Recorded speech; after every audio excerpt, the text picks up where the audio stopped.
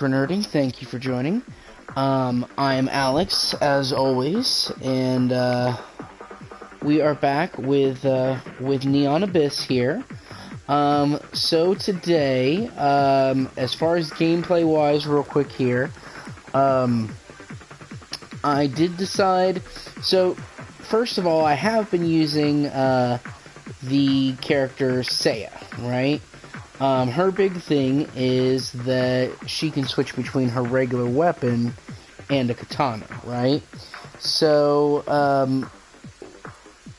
I really like that because, you know, it lets you get up into some areas that you can't normally access. But, as I was playing it, excuse me, I have kind of noticed that you do start getting double and triple jumps and a lot of flying abilities. So I think, you know, like, to start off, she's a really great character, right? But pretty quickly, that ability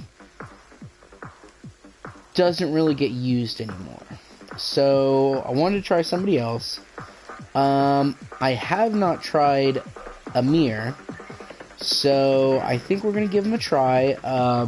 One of the things I love is you get the preview description of items before you pick them up, so that helps for pretty much everything. I think it doesn't really help in the shop, because I've gotten that ability from different items I picked up. I think it's like the inner eye, if I'm not mistaken. But, so anyway, so we're going to give him a try. Now, the one downside to this is, well, he starts off with 6 heart containers, and he loses a heart container every level that he goes up. So, and then after that, you're just left with shields, whatever shields you have left, if you run out. So, I'm going to try him, and see if we can keep our heart containers up, and see how far we can get with Amir here. So, let's go ahead and do it.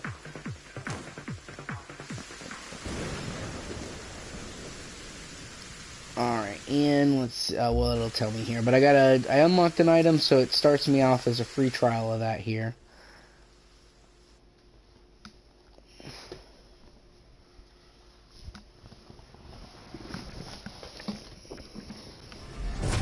Alright, so we are going to get going here. And, so while we're starting off here, as I put on the beginning, or the description here, I am gonna do a quick little review for the movie Palm Springs. It's on Hulu, it's a pretty new movie.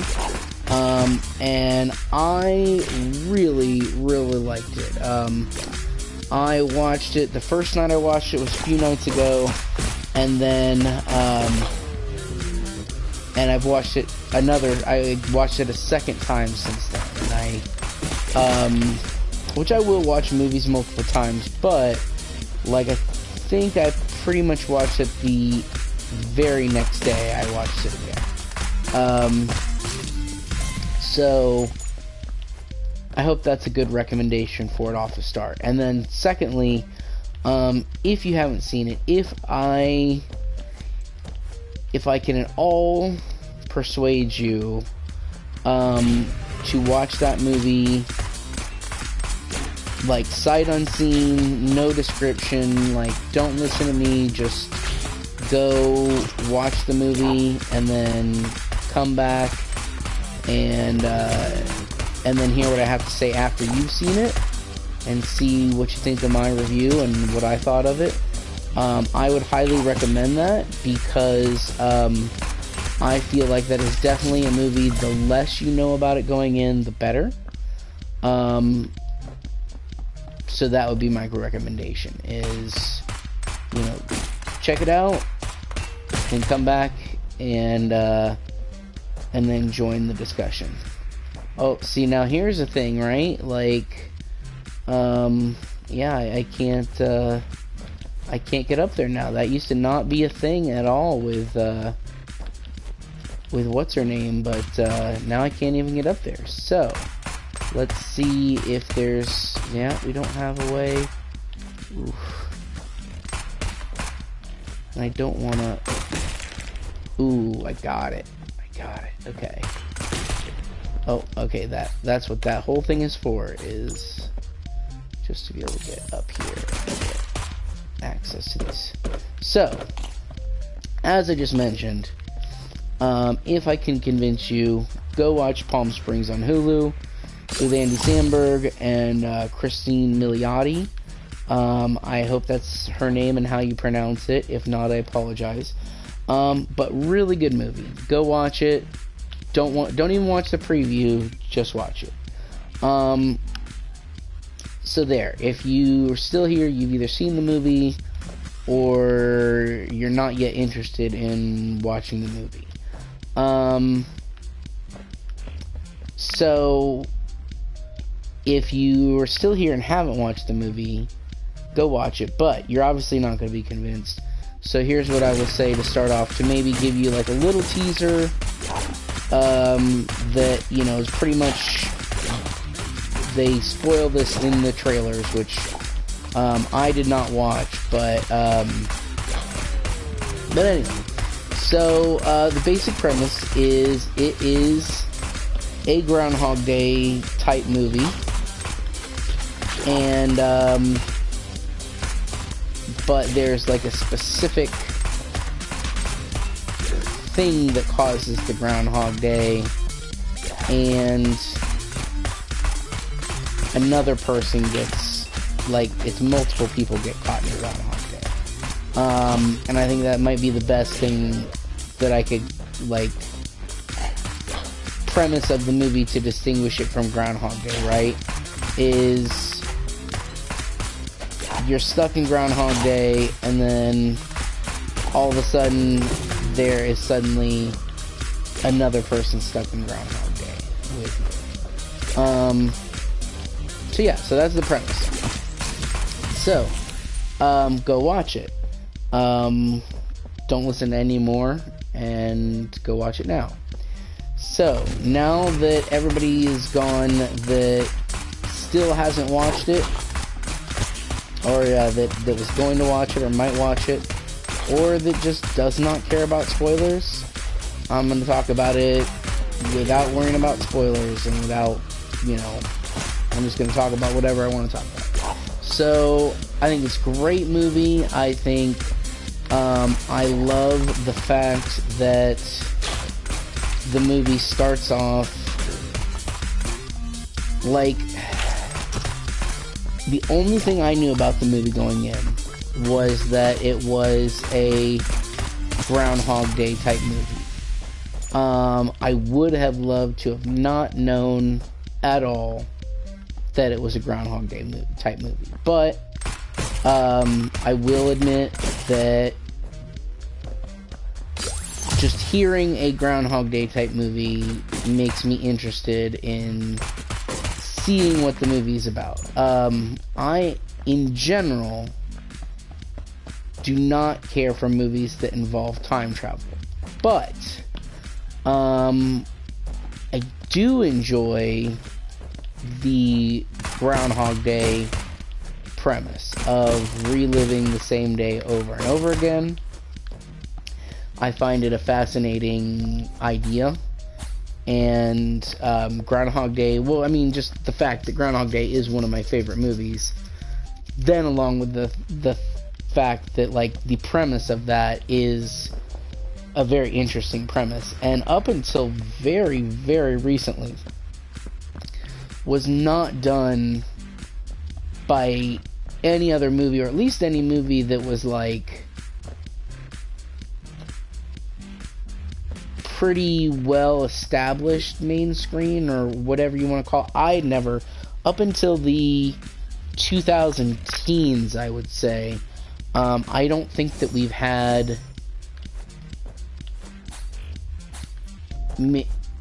that, and none that I know of, I don't think we've really had any Groundhog Day premises that in a movie again. So, you know, I know, oh gosh,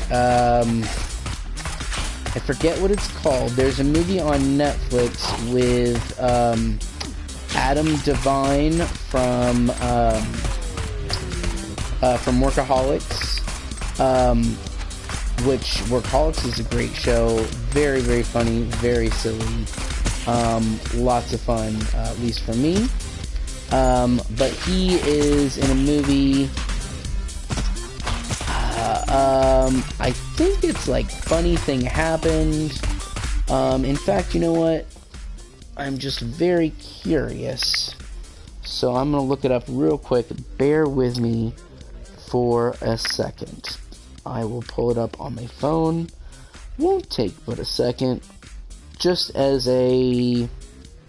Well, for my own personal sanity. It'll just bug me and bug me and bug me. Adam Devine. Okay. I don't think it was when we first met.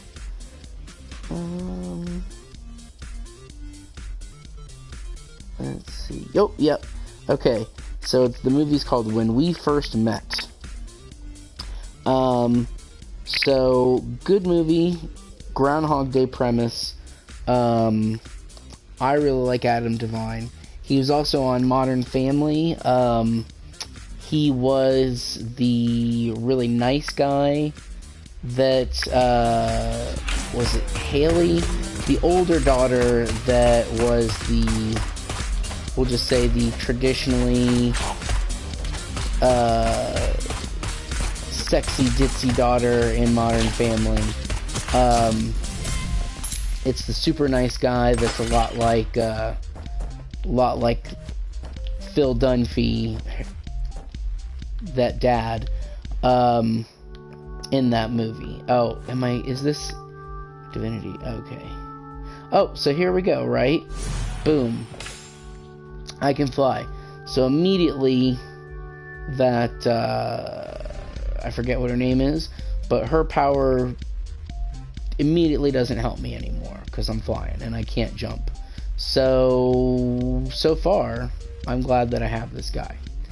And I'm going to backtrack a little bit to make sure I forget exactly where I left. Oh, not that. But I will go with this guy. And I don't think I have enough. No, I need more still.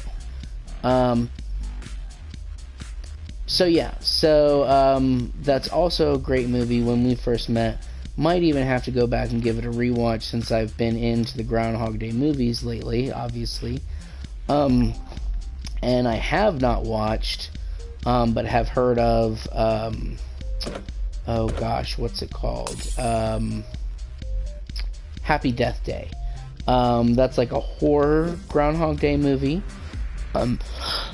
Excuse me. I'm gonna go silent here for a second while I take a drink of water.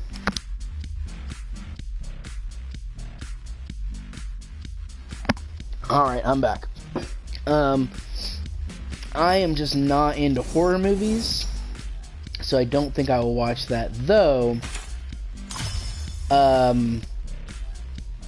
Maybe I will, because I've heard it's great, and I've heard it's really funny also. So you never know. We'll see. But, oh, let me go ahead and break this door open here, because I got 2 bombs. And it's always good to use those. Ooh, I bet this will do me real well. What's my power? Oh, that's what it is. The bullet crown. Each time an enemy is killed, weapon bullets increase. That's why I'm getting that spread shot. So I may watch that. So, let's go back to the whole reason we're talking is Palm Springs on Hulu. So, Palm Springs, the very basic premise is that he is stuck in a Groundhog Day, a time loop, where he keeps repeating the same day over and over. And basically, he accidentally brings someone along with him in one of his loops. And then suddenly, they both start reliving the same day over and over together, and hilarity ensues. So, a few things that I really liked about this movie, without getting into too much spoilers, is I like that idea of going through it with somebody. I think that starts opening up a lot of possibilities of like, okay, I'm in a Groundhog Day, and I think that's the other interesting thing too. As soon as you know it's a Groundhog Day, like that's the one thing I wish that I hadn't known that it was a Groundhog Day movie, is because knowing that, I knew right away that he was already, ooh, this is going to be a great run. This is a fantastic gun. It's fantastic. Might be my favorite that I've encountered so far. So Andy Samberg, right?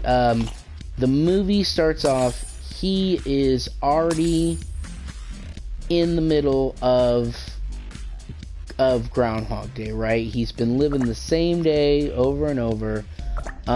It doesn't outright say it, but like, knowing the premise that they were in a Groundhog Day, and then just watching it from the start, you could tell that he was already like well into being stuck in this time loop, right?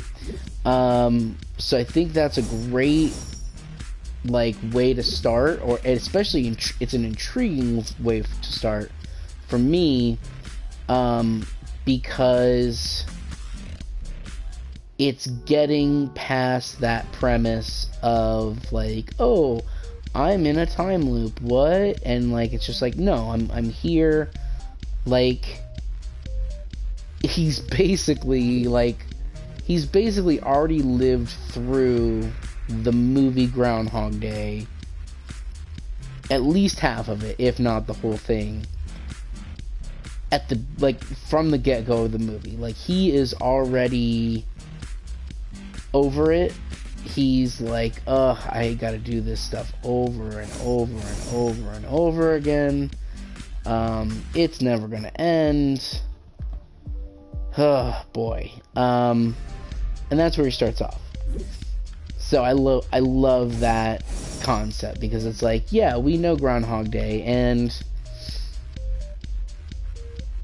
that when we first met, it is a little bit different, and I'm gonna go into some of that here, because I think it's a fun enough premise. Oh, okay. So we're gonna be doing some gold mining here, everybody. But so just that premise of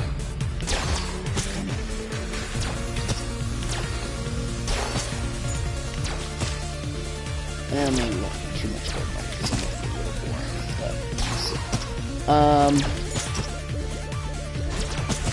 I'm gonna have to talk about the premise and stuff like that after I beat this guy, which definitely makes me think that I'm gonna have to give up on mining gold. Yeah, especially with this gun.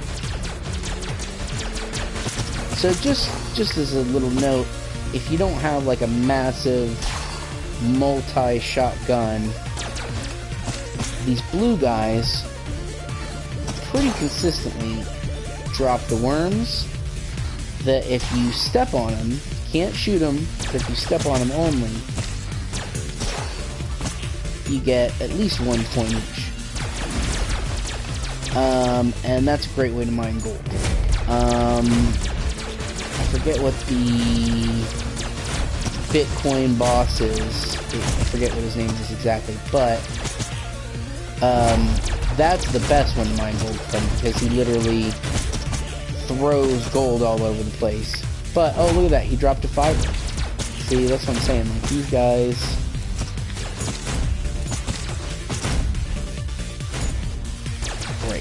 Plus I'm gonna lose a health bar. Oh. That guy.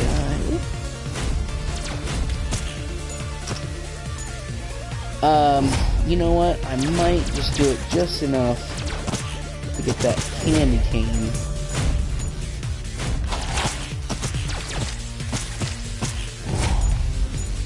Because, oh no.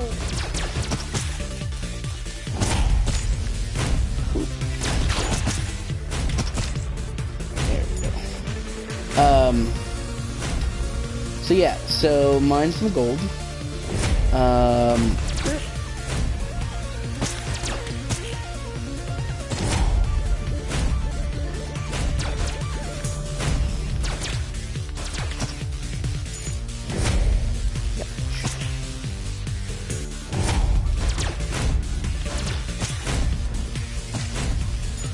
Almost there. 4 more gold to go.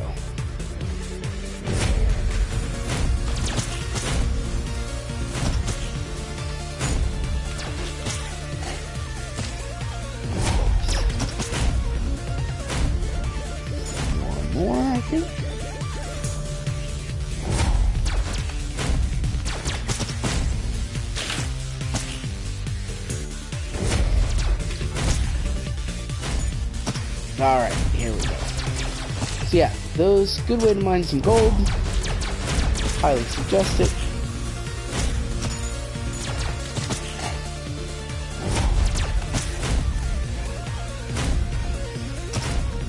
Yay, okay. Just a little bit occupied. Too much talking. I apologize. Okay. So from there, I don't think there's anything else I can do. I don't have a... Oh, no, not... Oh, wait, that's right. I did want to go back real quick and get the candy cane. Here's where I can definitively tell if it gives me the item description. It does not. The more pets you have, the faster you can shoot. Not bad.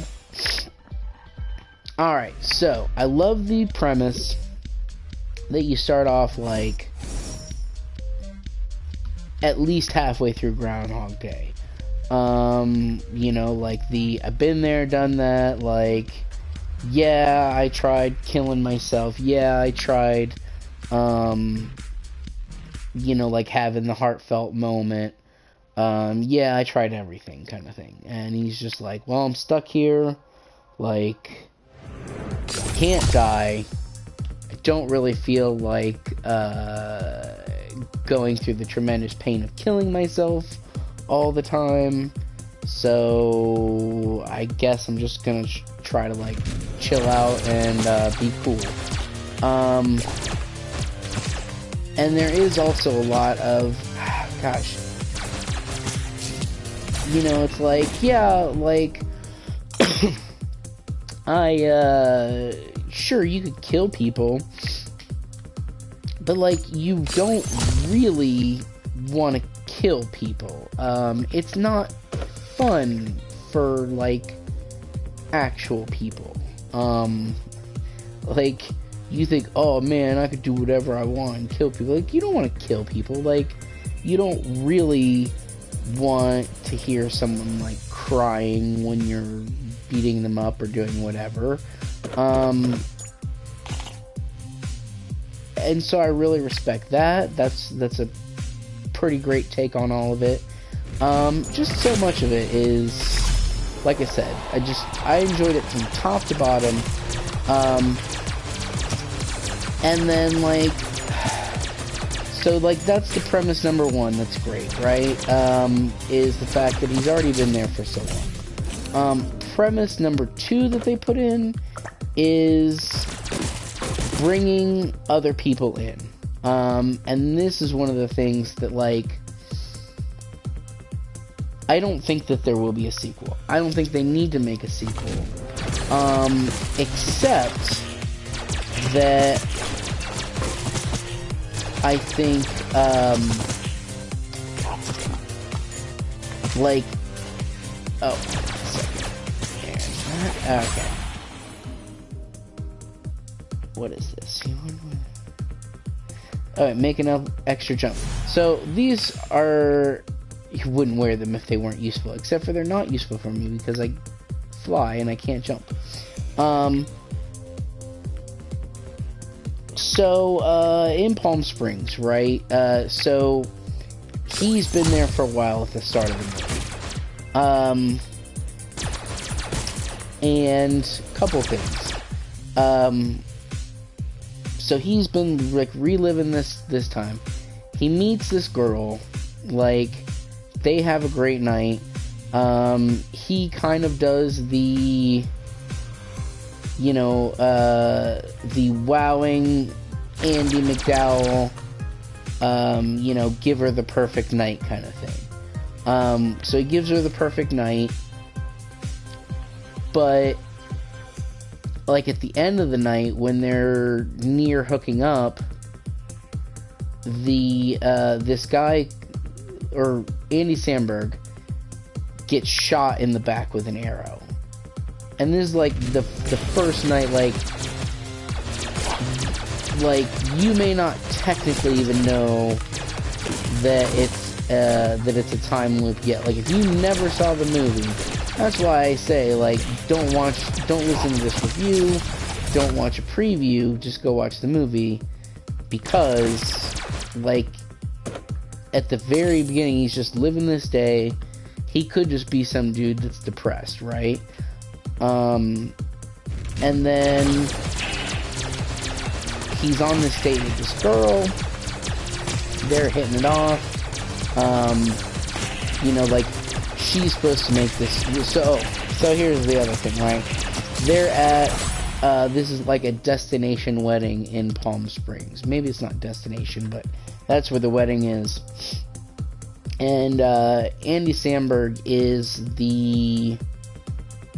his girlfriend is,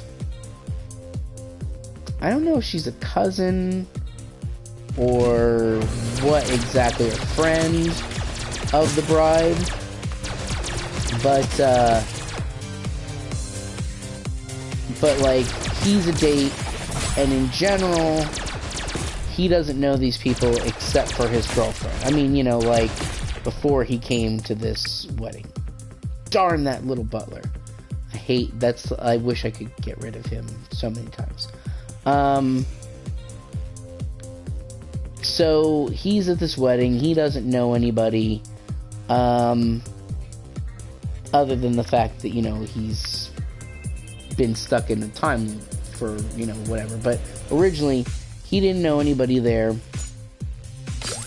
And so after he's doing this time loop for a while, he meets this girl. She's the sister of the bride. And she's supposed to give a big speech, but she doesn't want to give a big speech because, like, reasons, right? She doesn't like speaking, she's nervous, all this stuff. And, so Andy Samberg steps in, gives this, you know, the great speech at the wedding, you know, like, oh, people, you know, love is great, and, you know, nobody wants to go through life alone, and, you know, here's to finding someone so that you're not alone, and this and that and the other things. Great speech. And let's see.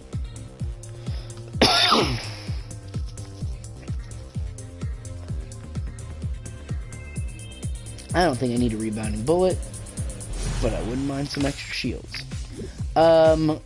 So he's doing the speech, and this girl is relieved, and then he's like goofing off and dancing at the wedding dance, and you know, he's just trying to like calm her down and do this and that, and so she's like, oh, you know, like she starts to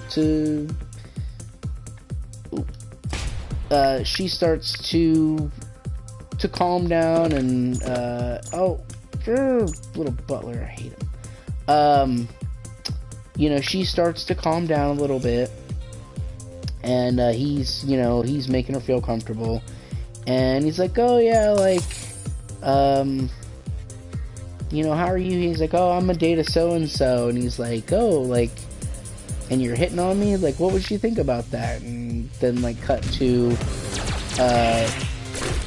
that like she's having sex, that his girlfriend is cheating on him with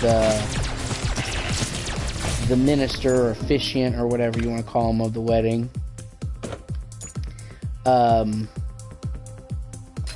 So like immediately gives him the like, hey, I'm not a scumbag for cheating on my girlfriend, and make an extra jump. Look at that. See, that's why I say, like, this is the third jump, or second jump token, and I've had one fly token, so I've definitely made the slash attack slash jump irrelevant, I think, at this point. No? Alright, 30. Alright, let's see if I get 3. I'm gonna go for it, because still be cheap. Let's try it. Let's try it. Yes! Alright. Alright. Gonna be a little bit of silence here.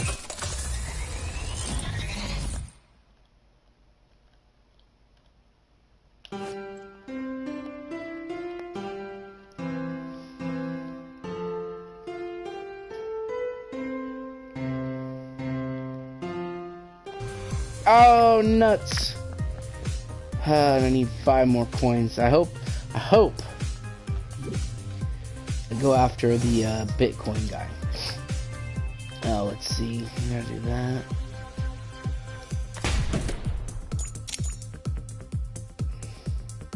Ooh, that gives me enough. Alright, back I go. Alright, excuse me once again. Okay, well, at least I don't have to worry about it anymore.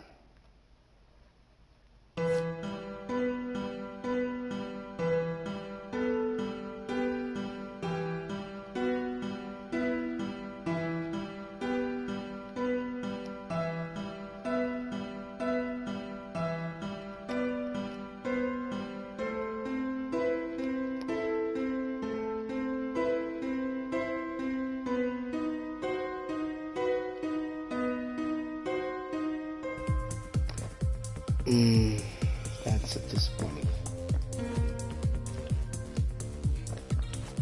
Look how high I can jump, though. Alright. Man, that's a bummer. Alright, what was I saying?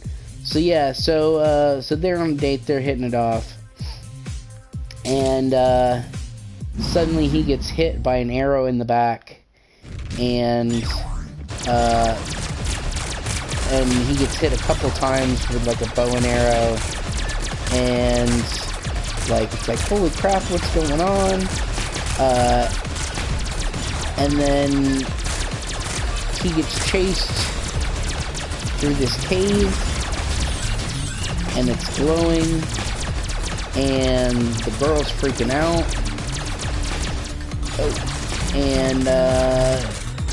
And he's like, don't come in here, like, don't come in the cave, I'll be fine. And, whoop. There we go. Alright. And so, like, she follows him through the cave, and now she's stuck in the time loop. And so, like, through that, and he, like, the next day, she's like, what's going on? He's like, you followed me, didn't you? Like, I told you not to follow me. And then he's like, oh, we're in a time loop. And so then it's, like, him trying to teach her, and of course she has to make the same mistakes, like, oh, like, well, I'm gonna try killing myself to get out of this thing, after so many days. And And he's like, oh, never tried that, of course. And he's like, oh, like, hey, like, if you're gonna kill yourself, like, make sure you put yourself, like, unbuckle your seatbelt, because, like, the pain you're gonna experience is very, very real. And, it's not so fun. Ooh, special place. And I don't know, I knew it. I knew that was gonna happen. Not good times. Yep. Where's the regular place? There it is. So yeah, just a lot of fun. A lot of really interesting things. You know what I think? Like, well, two things. Number one, I think it does have a lot to say about, like, almost like what is a relationship, and, gosh, I'm trying to think of how to put it.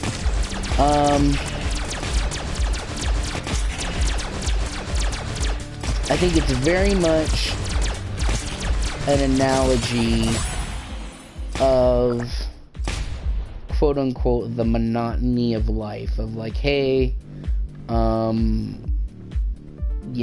lot of people are just living the same day over and over. You wake up, you go to work, you see the same people, you do the same thing, you have the same, the same 5 meals or 10 meals over and over again, and blah blah blah blah. And I guess you would say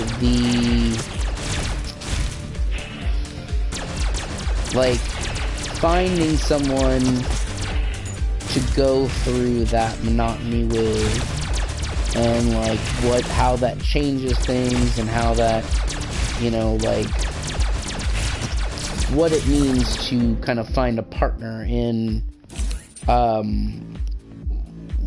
what we think of as the nothingness or whatever. And I think it's not like outrightly atheist, but I think that, I'll just say, as someone who feels pretty confidently, and I identify pretty well with atheism, it hits home for me, I'll just say. Of like, yeah, like, this is meaningless, but like, if you can find someone to enjoy it with, you can get meaning out of it, and be fulfilled enjoying,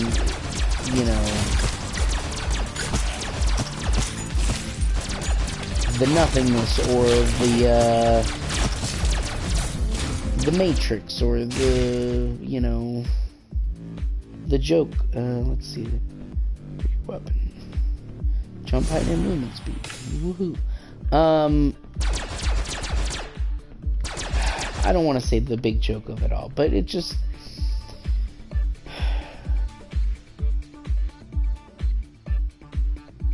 like, I'll say this. I consider myself an optimistic atheist, alright? And I think, to me, what that means to me is that,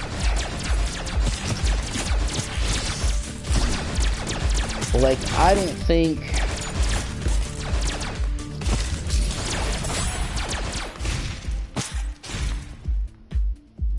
think anything's behind all this, at least in a Christian God who knows your name type way. Like, if there is a creator, I would say it's much more likely that we're like a science experiment that, might have won third prize at the Intergalactic Science Fair, and it did pretty good, and now it's in the glass case. Excuse me. On display. And like, there's not anybody who's watching us and gonna give us $1 million or, you know, cure my aunt's cancer or whatever. And my aunt does not have cancer. But whatever, you know, the things are, whatever everything is, you know, there's nobody looking down on you, that just automatically knows what you're doing. In that, I believe that the specialness of the universe coming together and human existence coming together and humanity evolving and going from animals to people, all that is super incredible, and to me, I think makes it more special that it's an accident, if you will, than if we were specifically created with a purpose. And, you know, it's like,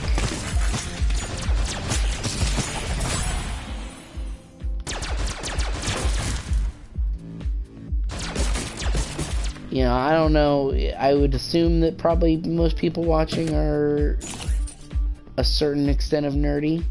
But, you know, it's like rolling a 1 billion on a 1 billion sided die. That's pretty crazy and pretty awesome. Whoa, what are you? Your bullet is a crystal. Nah. So I think that's pretty incredible, and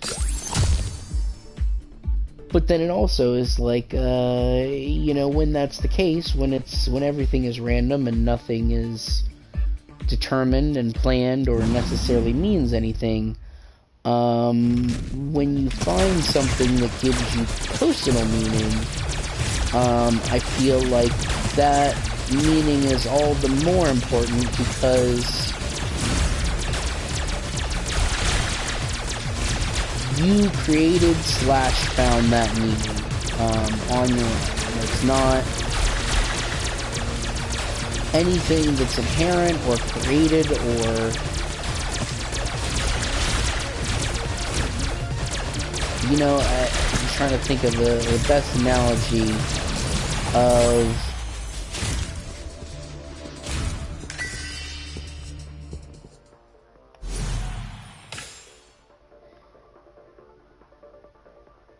you know, I guess it would be like, oh, if you found a special spot in the middle of the forest where it was just super beautiful and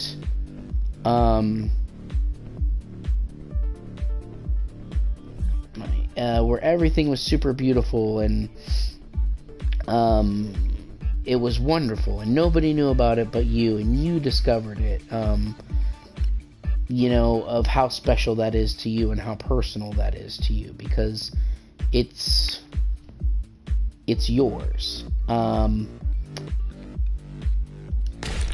so those ideas, you know, it's just, I really connect to those ideas of, or, you know, like finding a movie that's not, you know, that idea of like, well, yeah, everybody likes, you know, Jurassic Park or this or that or whatever, but if there's a, you know, little indie movie that nobody's ever heard of and you find it and you show all of your friends, or a band, you know, that only you know about, and you show all your friends, and you get all, you know, it's like it's a special band to you. I think that there is something special about that, and I think that that kind of reflects, I think, how that can feel when you find a person or a passion. Hold on a second.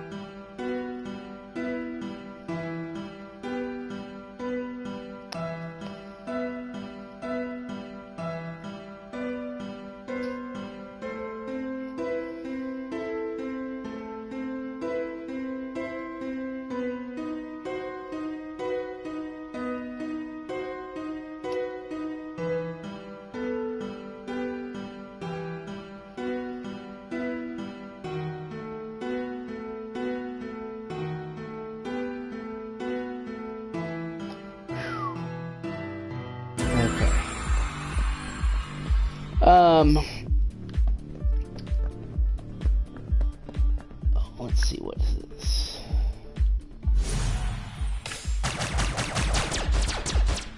Yeah, I think I'm gonna do this. Alright, let's do it again.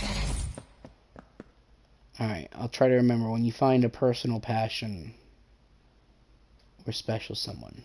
Trying to remember that thought.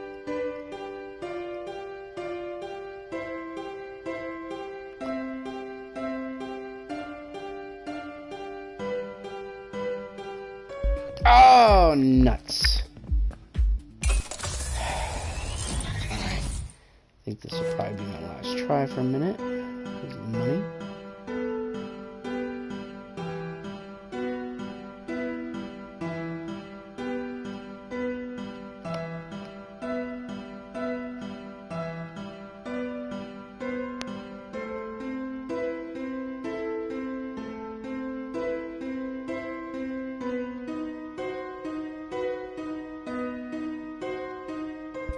Damn. Alright, I think that's all for now, unless I go to fight this boss.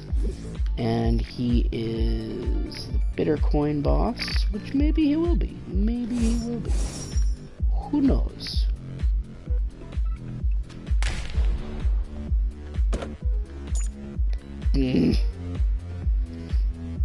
Gosh, I can't wait until that guy is gone. I'm not gonna go for that. Well,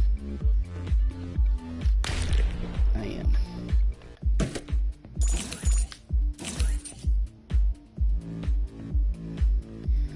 All right. So yeah, I feel like, at least to me, you know, when you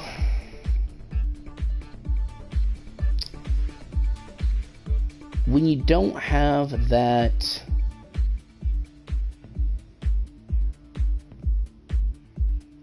I guess I'll say comfort. I don't even know if I would say it's comfort, but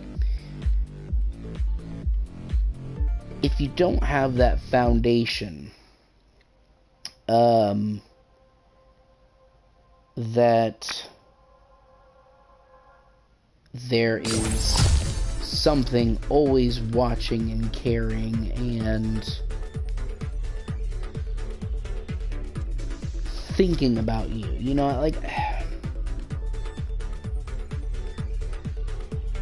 I guess that's what it is. You know, when you, I have not always been an atheist. I used to believe in God, and I feel like there's a bit of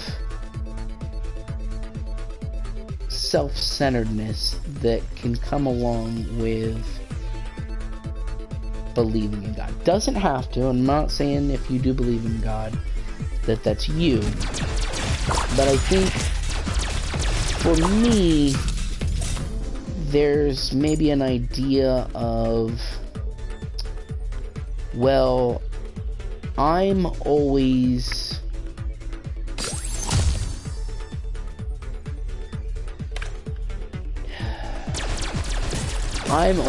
being thought of, or I'm always being I don't want to say disgust, but like I'm always on somebody's mind or people's mind. There is a vested interest in me and how I succeed or fail or do the right thing or do the wrong thing. I feel like that can very much, at least for me, breed or enable a self-centeredness, I guess I would say. To where it's like, well, yeah, it's about me. God created me. Like, I know he created everybody else, but he created me, and I'm special, and God specifically cares about me. And, like, of course, you know, like, logically, yes, that means he cares about everybody, and that means that everybody's the same. Ooh, gosh, that butler, I hate him. But I think you start to forget about other people because, I mean, that's just what people do, is people forget about other people. And so suddenly, like, you know, like, oh, God knows you and everything about you and what you're thinking and, you know, what your heart means and whatever, you know, like, of course, he knows that about everybody, but he knows it specifically about you. And then, as a person, then you feel like, oh, well, like, God's plan for me specifically, and I have a specific plan, and start to feel more important. And maybe that's just me. Maybe it's completely just me, and I hope it is. Maybe I was just the kind of person that I am when I believe in a God, I guess. I don't know. But I feel like you get away from that, as an atheist, because it's like, well, like,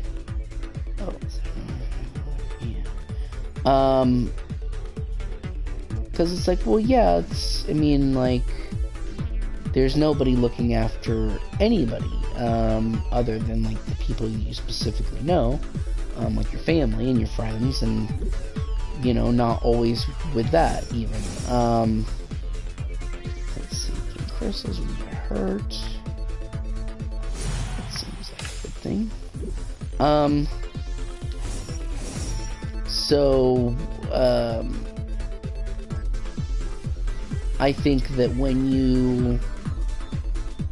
if you're looking at something from your own perspective, which everybody does, and it's about yourself, like, your life is about you. And there's nothing wrong with that. You know, and I mean, your life is about a lot of other people, but, like, you can only make the decisions. Oh, okay, that guy died, that's why. Every time that the butler guy, and I know he's called something else, but every time he dies, I never notice it, and then I just see the coin explosions, and I'm like, oh my god, I gotta get all these coins before the butler gets in, and then I'm like, oh yeah, the butler's gone. That's why those coins are there. But yeah, so I feel like, when it's like, oh, like, you know, life's not about you or anybody or anything, at least for me, that makes me a little bit more selfless, because I feel like, oh yeah, like, well, someone made a mistake. Well, don't, you know, as opposed to being like, well, don't they know that they should be doing the right thing that I know, and because, I mean, it's the right thing, and that's what, you know, that's what God wants, because it's just what's good. Versus when somebody does something, quote, good or bad, it's like, well, yeah, like, nobody, like, nobody's there to teach you other than what you've been, like, not nobody's there to teach you, but, like, you only know what you've been taught, and you only know what you've taught, what you've experienced, and, like, if someone doesn't teach you very well, then you're not going to learn very well, and you're not going to do very well. And so at least for me, it's like, oh man, like, that sucks that they've done that. Or honestly, in some cases, I'm glad that I'm not a bad person, but or I don't want to say bad person. Well, yeah, yeah. I mean, I'm glad I'm not. I'm sorry, I was just forming my thought. But yeah, I'm glad I'm not a bad person, and I really wouldn't want to be a bad person. But there's also something about me that, I don't know,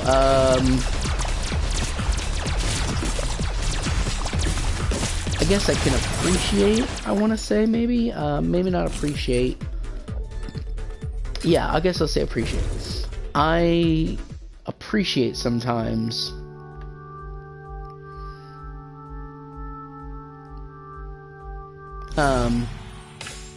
that, what was I going? Oh yeah, I can sometimes appreciate or maybe almost admire some people's abilities to, I guess I'll say, not care or not be concerned of, like, what other people think, or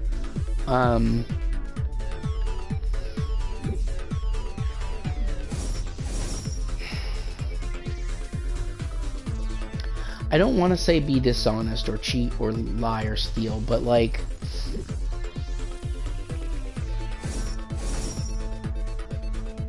I do feel like I've been imbued, like, as much as I don't believe in God, and I do also feel like there is very much a morality that can come with being an atheist.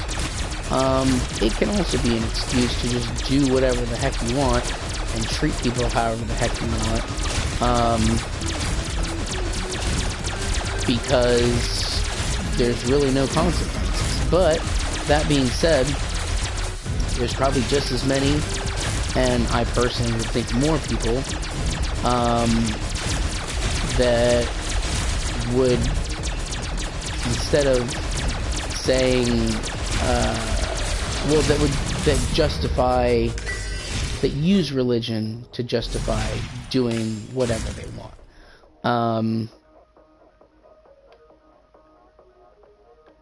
You know, I'm just going to give a very basic example of, you know, like, some kind of preacher taking collection money and using it for just to live in luxury. And they can justify it saying, you know, like, oh, I'm bringing all these people to God, and I'm bringing them closer to God, and, you know, this is my reward, and I work hard, and this and that. And I'm sure that there probably are some that do, and that completely believe it, and this and that and the other. But, you know, you see them with their, you know, giant mansions and multi-properties and, you know, super expensive suits, and you can kind of see that look on their faces that's like, yeah, I don't know if you buy any of this stuff, but you definitely are using it, and using, like, if you do believe, then you're just banking on that, well, I believe, and that's all I have to do. It's, you know, as long as I believe that this person is my, you know, is God, and I believe in it this specific way, I can do something to atone for my sins while still benefiting from my sins. And that's, I think that's, you know, we're going all over the place in this one, right? I think that's, one thing that I don't care for the idea of, you know, you've got these people, these millionaire billionaires, that, you know, old-timey was like Andrew Carnegie and you know, all these, you know, titans of industry from this day and that day, and you know, even to Bill Gates and whoever, and I'm not talking about any specific person, and I don't know the details of this, that, or the other, but one thing I will say for myself, if you've made millions or billions off the backs of other people, and I'm not saying like, oh, just because you're the boss, you're automatically the bad guy. There are a lot of good people that do a lot of good things, whether they have money or not. There's a lot of rich people that are good, there's a lot of rich people that are bad, probably more bad than good, because there's very few people who get to a certain level of wealth without doing that by taking more than they're earning, or more than they, I don't want to say need, but taking more than their fair share, let's just say. But those people, when they suddenly donate like half their money to charity or whatever, I'll just say this: I don't think any better of that person. I don't think anything better of a rich person giving to charity. It's great that there's money to charity, but also it's a tax write-off most of the time, and they're just doing it because this money has to be spent somewhere. So I'll give it to this charity that maybe they believe in, and maybe they want to do that good. And I'm sure that's probably the majority of the case, where they do believe in the charity that they're giving to, and it's a good charity and all that. But I can already fly, so I don't need that.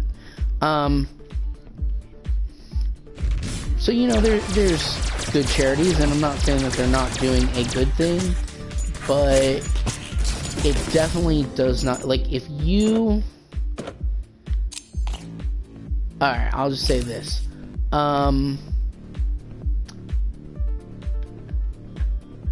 If you make $10 billion, like, by exploiting people and using slave labor and, you know, maybe endangering workers or whatever, and you have $10 billion from it, and then you give like $9 billion of it away, and it's like, oh, I gave almost all my money to charity, and like I have $500 million left, and you know, like the rest I gave all to charity, and that was like 99% of my money I gave away. You still have $1 billion or $500 million, and like you've basically set yourself up to live however you want to live, like whether it's, you know, with $500 million or $10 billion, you've exploited people to get the life that you wanted and you designed.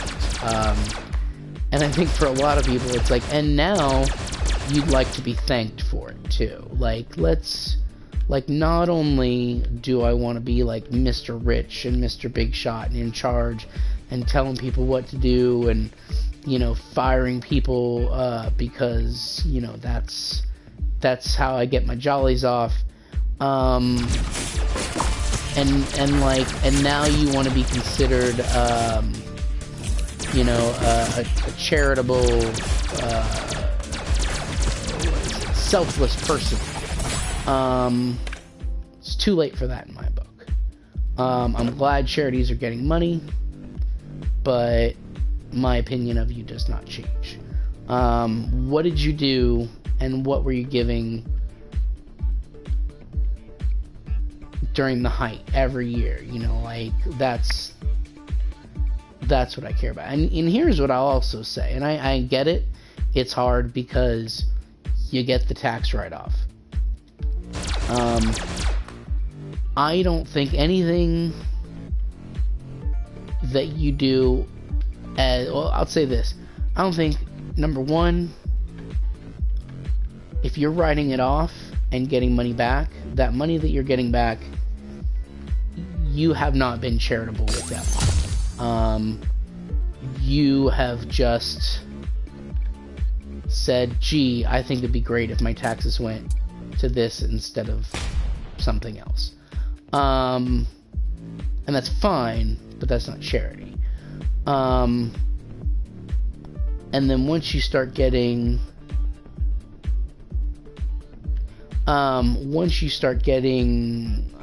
notoriety for it, then I would consider that the opposite of charity, I guess you would say. That's attention seeking. And I guess, you know,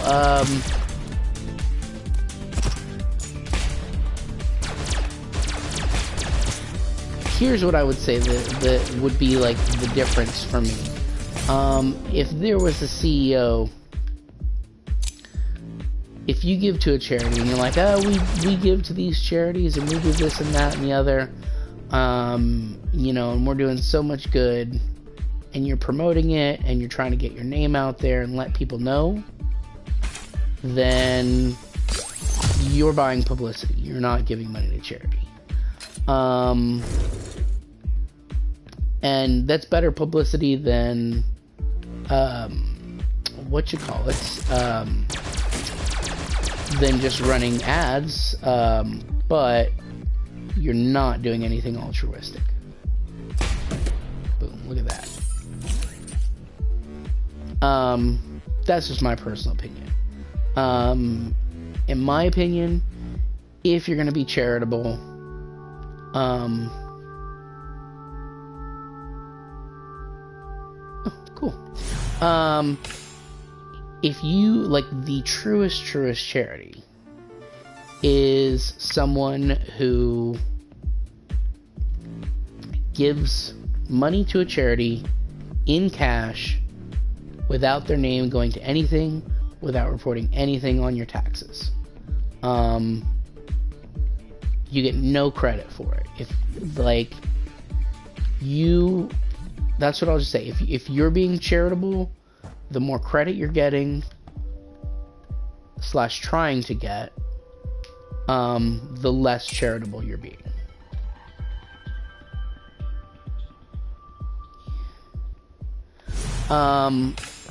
And I understand certain things like being a spokesman for a cause.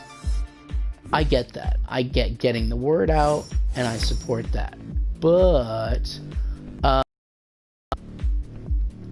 if you're, I'll just say, you know, like I said it already, if you're letting people know how much you're giving to charity, or letting people know that, like, you're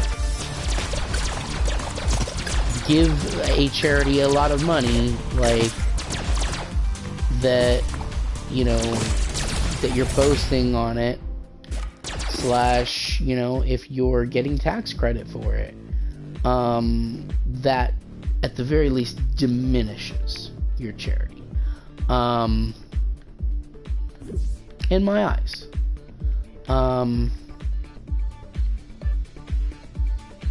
And I get the, you know, the opposite side of that. And again, you know, at the end of the day, there's a lot of charities that end up with more money. But then again, like, you know, let's, I don't know. So, who knows? But that's just my base feelings on it, and, that's about it. So, I won't go into any more about Palm Springs. Oh, other than the one other thing I will say, J.K. Simmons is also in the movie, does a hilarious job. He's a guy, well, you know what, I won't even say anything else. I'll just leave it. Let's let you find out some stuff when you actually watch the movie. And please watch the movie. I don't think I've spoiled, like, any of the good stuff. And I didn't spoil the ending or anything like that. So go check it out. Great movie.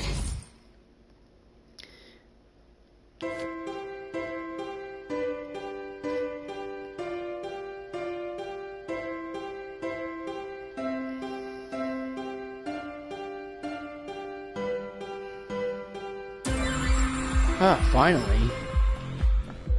Why don't you give me a bad one every time you pick up one? Oh, that's pretty good. Alright. Let's see here. Oh, crap. That was a bad one. That sucked. That just straight up sucked. I am, Alright, last try. Oh, I think this is the same one I just won on. Yep.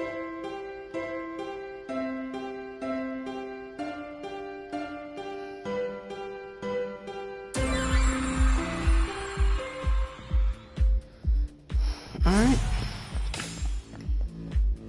So as I mentioned before, real quick, what was it? When We First Met on Netflix with Adam Devine. So that's a really good movie. I won't go into it too much. It definitely, I would say that, gosh, how do I want to put this? So Palm Springs definitely uses the premise of Groundhog Day and explores that ground, as does When We First Met. When We First Met definitely deliberately pays homage to Groundhog Day, and like the music and everything. Definitely, I don't know if they reference it even by name, but I'm like 50-50 trying to remember, like, do they specifically mention Groundhog Day? I don't think so, but like, I'm pretty sure, like 90% sure, that they use like the same jazz song that he plays at the end, that pops off of, I forget what he uses some classical music and then bumps into like a jazz riff, and I think that jazz riff gets used, but, so anyway, a lot of good homages to Groundhog Day, a lot of fun with the premise, and, excuse me, but there's a little bit of a difference to When We First Met. When We First Met, the funny thing about that is that, like, the premise of it is he goes into this photo booth and, like, basically makes a wish that, like, it's, what is it, the girl's, I want to say it's a girl's, like, wedding or something like that originally, but, like, Adam Devine is in love with this girl, and he meets her, and they have this night where they first met, and it's a great night, and they become great friends. But he always wanted to be something a little bit more, and but there's just a couple little things that didn't go quite right. She runs into the guy that she ends up marrying, and and like just a couple little things, right? And so he's like, man, if I could only go back and change that night, right? So what happens? He goes in the photo booth. I think he like goes into the photo booth and then goes to sleep, and then he wakes up like 10 years ago on that day that they first met, and relives that day. And then so when he relives that day, he goes to sleep that night, and then he wakes back up 10 years later, back in present day, and finds out what the consequences were of living that one night different. So it's like, oh, I lived the night this way, and like we're married, and it's like, oh, we're married, but we're not really in love. Or like, oh, I am cheating on like the guy that I'm marrying. Like we're already married, and like I'm cheating on that guy with you. And we're not friends at all, or whatever different things. But it's just like, here's all these consequences, and how this relationship with this person ended up because this night went differently. And that means that your relationship with that person and the way they see you is a completely different thing. Because it's like, oh, that first night I like we hooked up, and I made sure to like, come on, be strong, and so we hooked up, and like maybe because of that we're just like a one night fling and never talk to each other again. Or maybe I kissed you that night and we started dating, and then this happened. Or maybe we did something and I didn't meet this guy, but we're still not together, and but we both work in the same hospital or something. Different little things like that. Lots of different little things. But like I said, kind of adjacent to Groundhog Day, where it's like, oh, it's like, oh, I'm gonna go and change the past on this one night, and depending on how I live this one night affects all the rest of my life.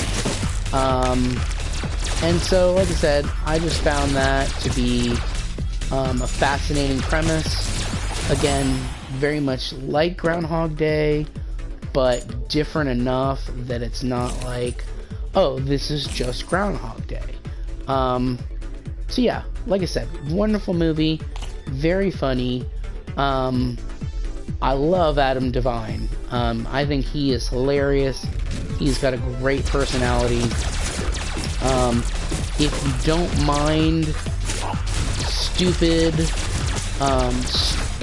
definitely drinking and stoner humor, and I guess I would say that Workaholics is pretty definitively an ironic title. It's about three dudes that work in a call center that's just a really crappy call center that basically does phone sales of whatever crappy product. Like, I think they specifically go in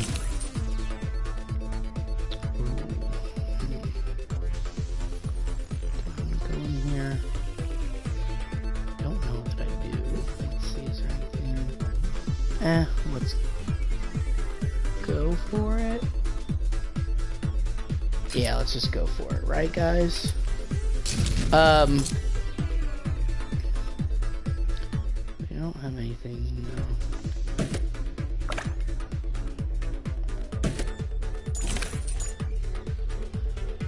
I'm hoping that it will let me.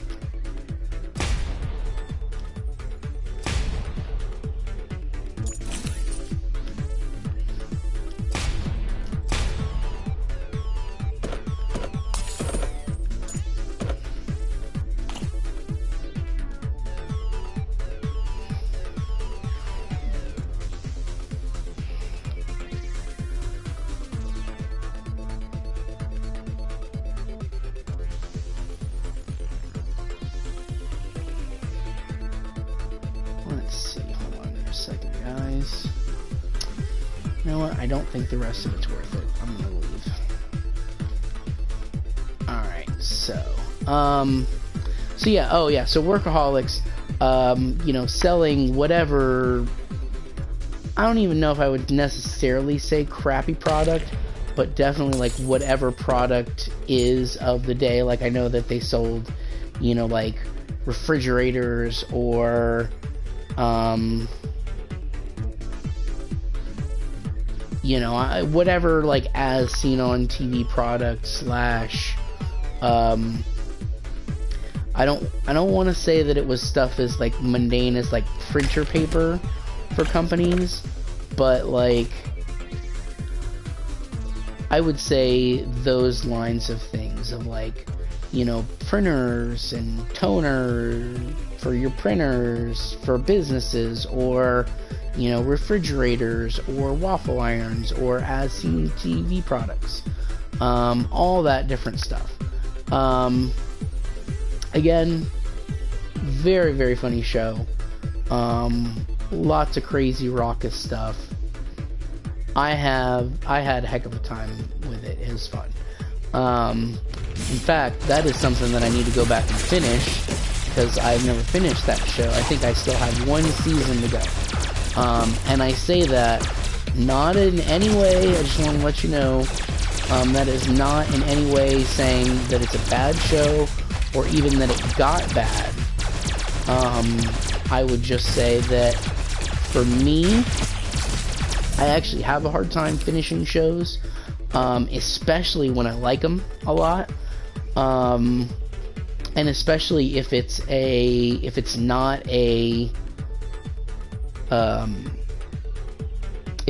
episodic, if it's like long form TV where the whole season is like one story arc, it's a little bit easier for me to finish, because it's like, oh well, I'm continuing on the story and I've got to finish it first. If it's more episodic and you know, you could watch the episodes out of order, a lot of times it takes me a long time to finish a show, not because I don't like it. Actually, the opposite is I actually really like the show and I don't want to get to the end of that show. Like, once I finish the show, then it's over and the adventure, you know, with the guys is done, and you know, I don't want the fun to end, kind of thing. So instead of watching the ending, I just stopped watching it for a while, so that in my mind the show is still going. And I know that's dumb, but you know, hey, it's sometimes you do stuff that's maybe not completely illogical, because I would say that there is a certain logic to that, but it's I would say that it's, you know, not, I'll just say it's not the most logical thing, or it's not the best thing for you to do, as far as, I mean, it doesn't really matter as, you know, watching TV and what you do with the show, but, you know, if you were to say, like, oh,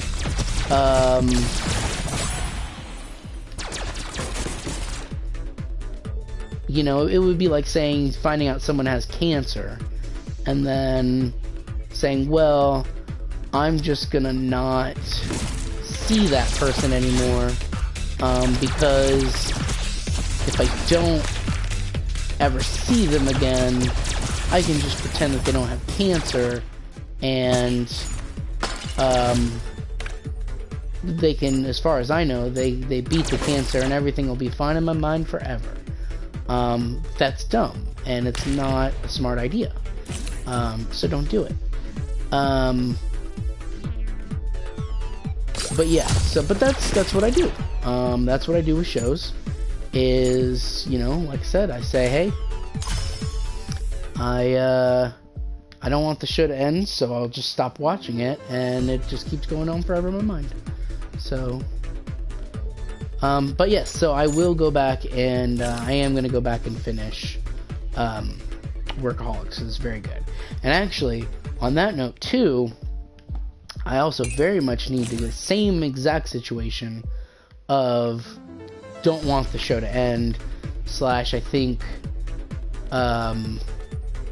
I think I was watching the show Broad City, that is also very good, that I stopped watching and need to watch like the last season of that as well. Another great show. And I'll say this, if you've seen either one, Workaholics or Broad City, I would say that they are very similar to each other. They're not exactly the same, but they have a similar vibe. You know, the Broad City is about two girl best friends, versus, you know, Workaholics is like three guy best friends. Broad City, they do not live together.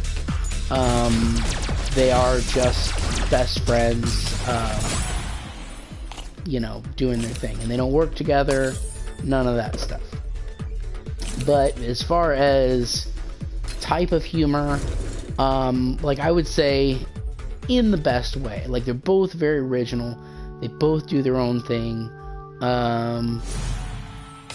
so like please don't let this be a disparagingness to it, especially because I actually think Broad City, excuse me for just one more second.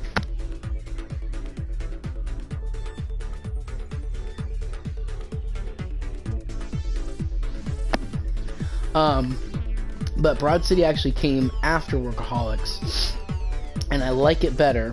I think it's a better show, in a lot of different ways. Like, I would say that Broad City, I would say, is a little bit more realistic. Sometimes the goofiness that they go through in Workaholics, is a little bit out there.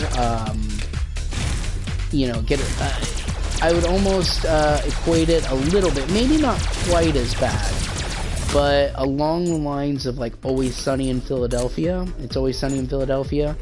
After like the first 2 or 3 seasons, that show gets pretty crazy, and it strays pretty far away from actual real life. I mean, I know no TV is real life, but in the way that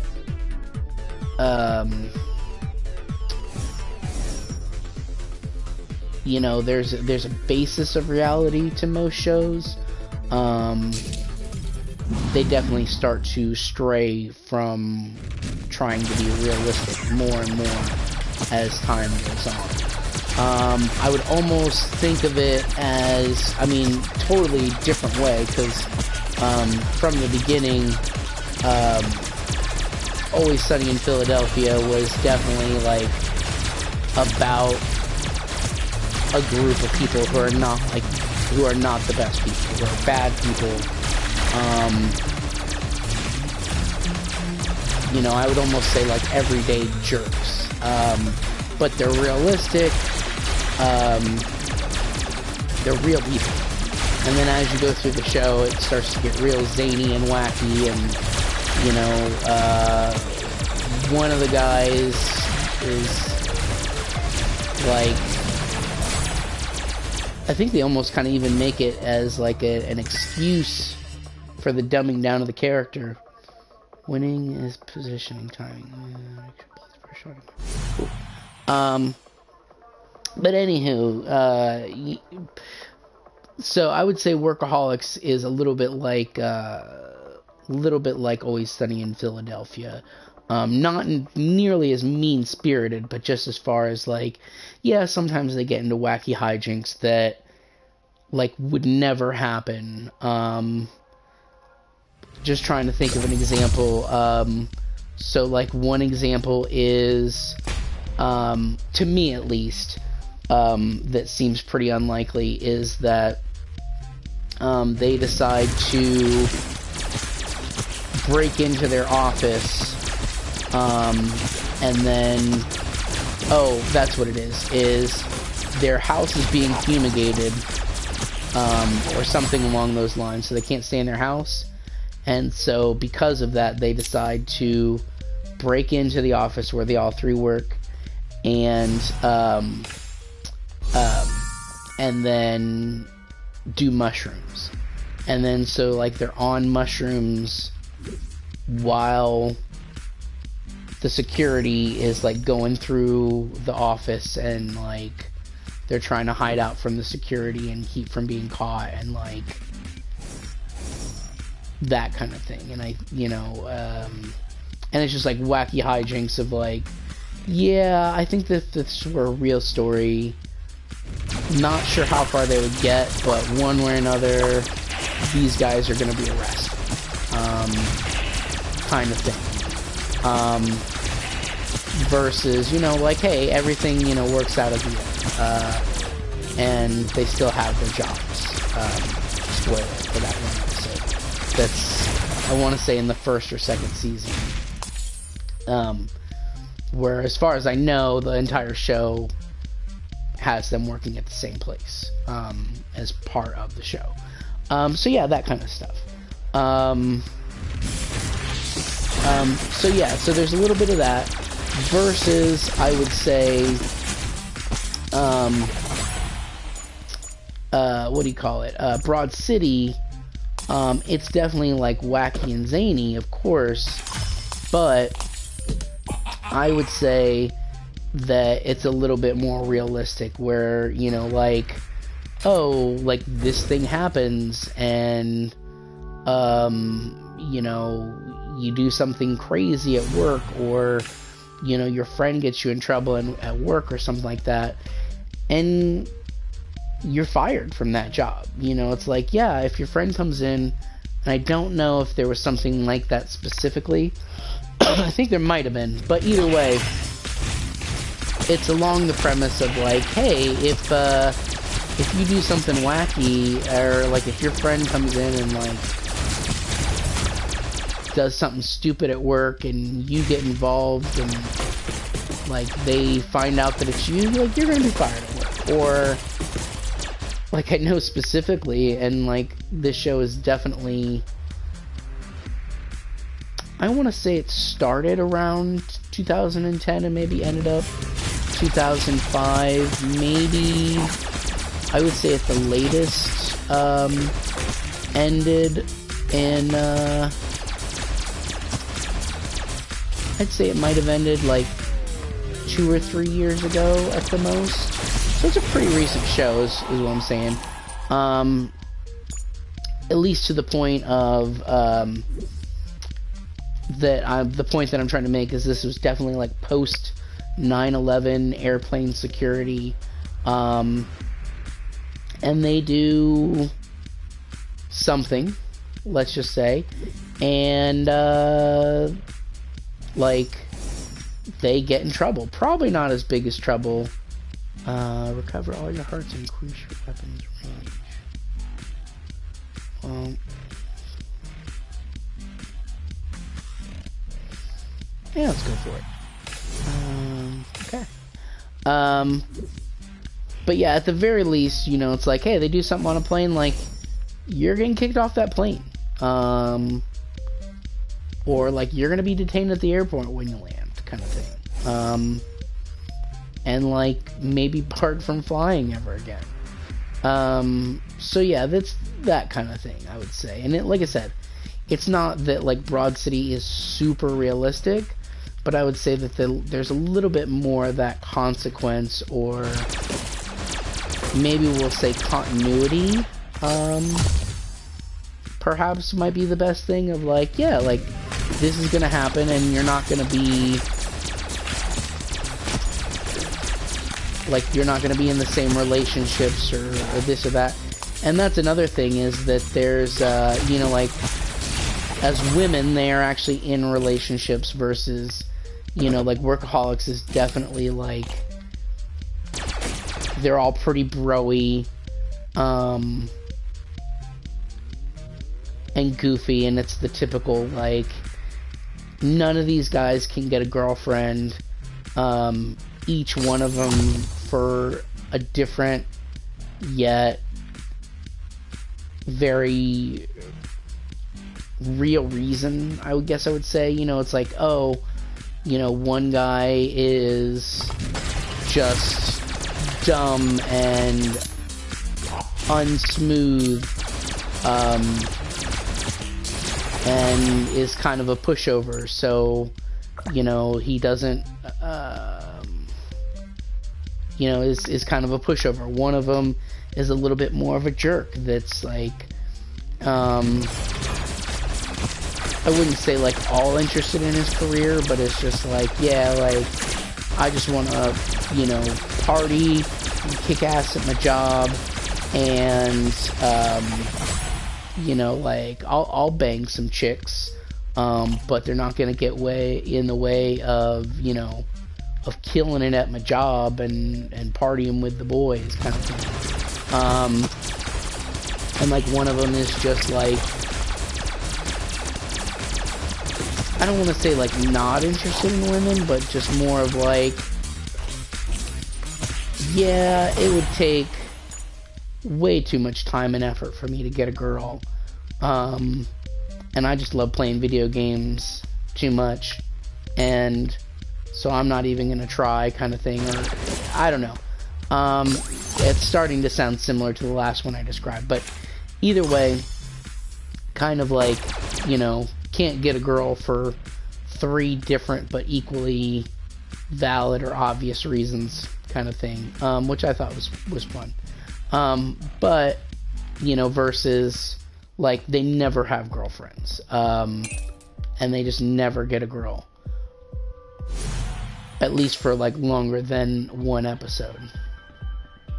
Yeah, we gotta buy any of those we can. Versus, you know, in Broad City, and I think it more lends itself with, I don't even know why, because I mean, you could totally do it with guys, but I guess it's just the guy trope of like, never get a girlfriend, or always have, I think it's more like the always have the hot chick that you're trying to get with, that that's not really gonna get with you, kind of dynamic. Versus with girls, especially nowadays, I think we're all pretty... Ooh.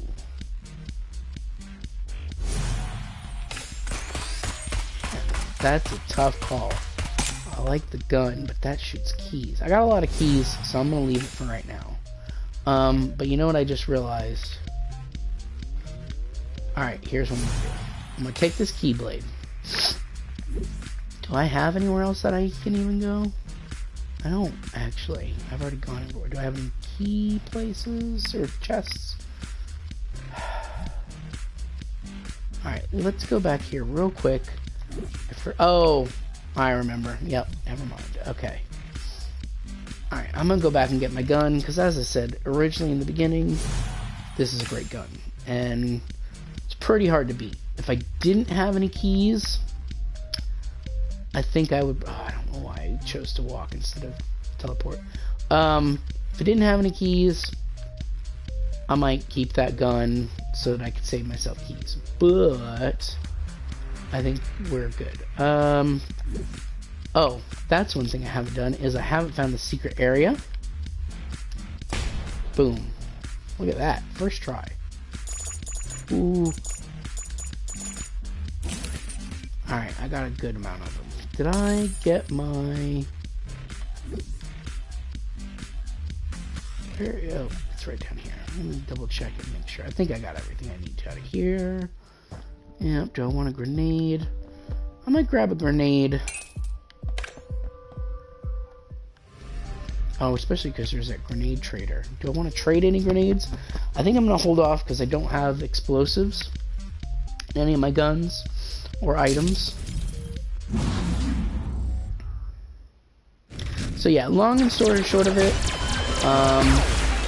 check out all the things that we talked about today. I think number one, check out Palm Springs. Great movie, especially as a single movie experience. Yeah, I would say it's definitely a better movie than When We First Met. But that being said, When We First Met is a lot of fun, totally worth watching.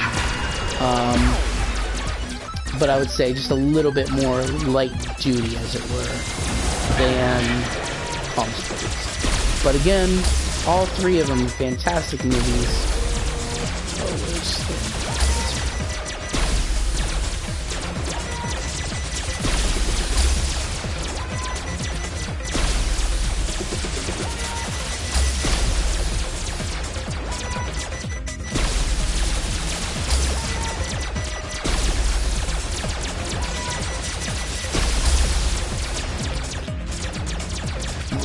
Oh gosh, I'm almost dead. I'm almost dead. Please don't kill me. Don't kill me. Don't kill me.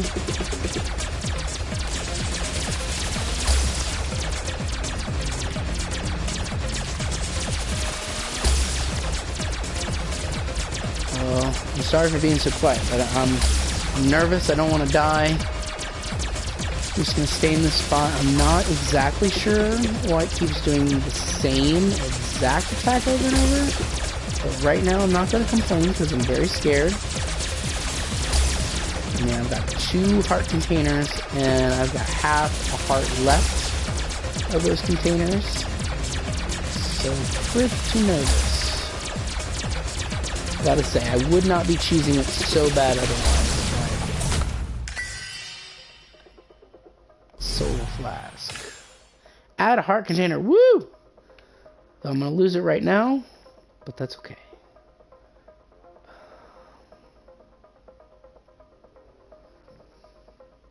Alright, let's go.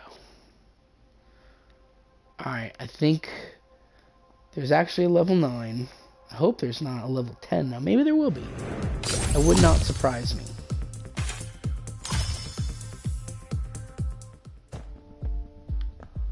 This guy is.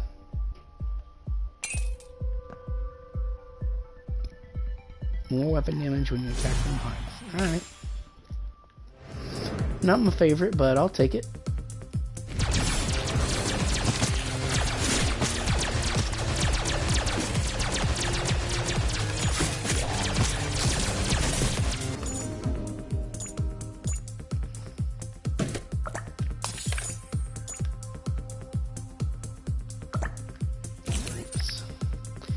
Alright. Man. It's getting tough. So, I gotta say, this character, right? I think I definitely have sold myself, at least for now, on not needing, the girl with the katana. I think I'm definitely to that point in this game. Where it's not too much of a benefit to actually have her.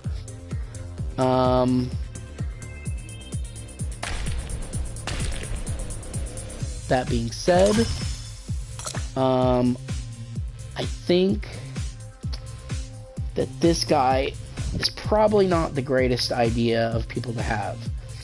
For 2 reasons. Number one, darn it. So 2 reasons. Number one, losing those hearts, man. That is brutal.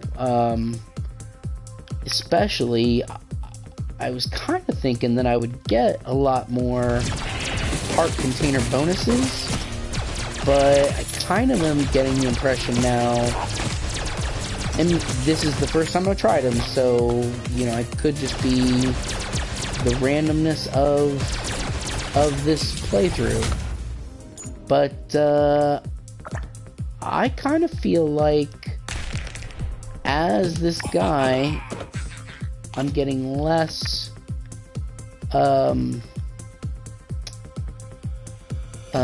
do you call it? I'm getting less,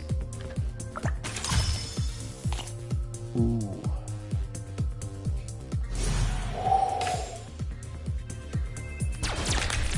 Alright, that is nice. Exploding bullets are very nice, but also very dangerous. But is that I can trade all the livelong day. And that is nice.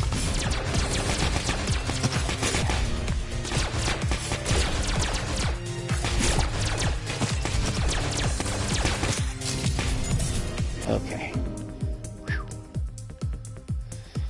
Alright, we're getting into the end here.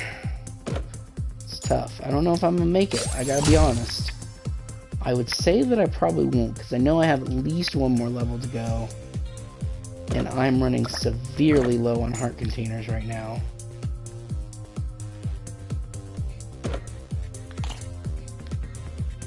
And, I just don't know if I'll really be getting a whole lot more. But, on the other side of the spectrum, I do, however, have explosive bullets, one of the best games in the game, well, at least the best game that I've used so far, or tied for best gun in the game, or, you know, in the running. That's a good description. It's in the running for the best game, for the best gun that I've used in this game so far. Okay.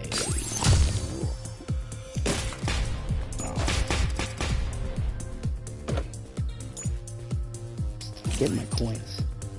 Gotta say, not a fan of Little Butler. And I call him Little Butler, just so you know, because I'm a big fan of Steven Universe.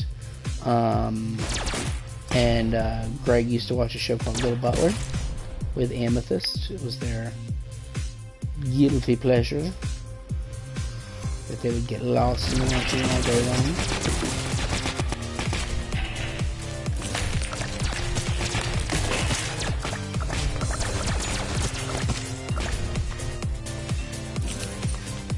So I will say, if this blue guy keeps giving me these shields, maybe, just maybe, I stand a chance. Alright, let's...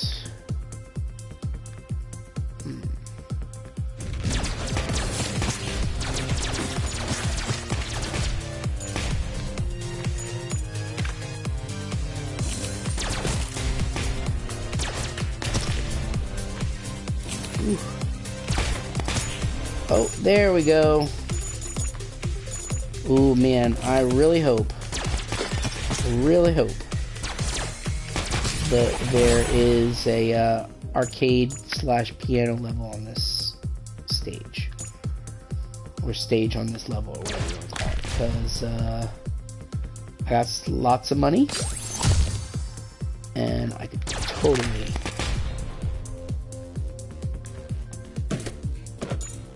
go for a bunch of items. Who knows? I haven't done the best in the last couple runs through the piano notes here, so that's a big if. And especially, I don't know if it's like the more times you mess up, the more likely it is, or just the more times you use it, period. But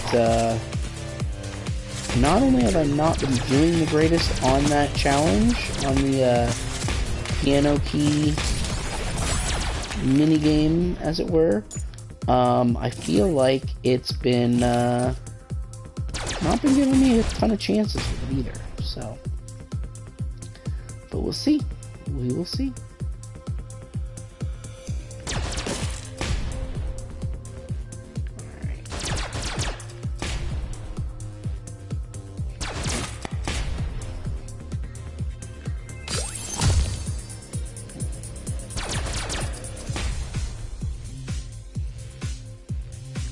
So one thing I will say that I'm looking for in playing this game, if there's anybody watching this that has been playing this game, and hey, I can fly again, but this time I get better wings. I get nice angel wings. Very classy, very classy.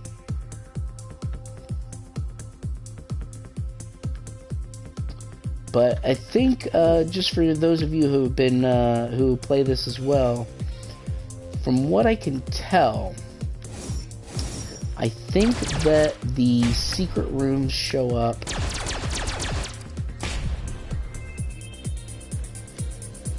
in an area where there's 3 doors. In, like, you know, in the rectangle room where there's 3 doors usually. Yep, see, there we go. Here's one. Alright, so don't need to use oh, damn.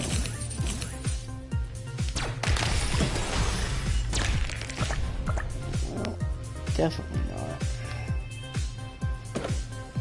Oh, come on, guys. You know what? I'm just not gonna worry about it. Darn it! There's 2 of them? That's okay. You know what? Because I think at this point, those are only gonna trip me up. I'm gonna get some kind of bad enemy. Alright. I'm gonna pause it here for just a minute, guys. I'll be right back.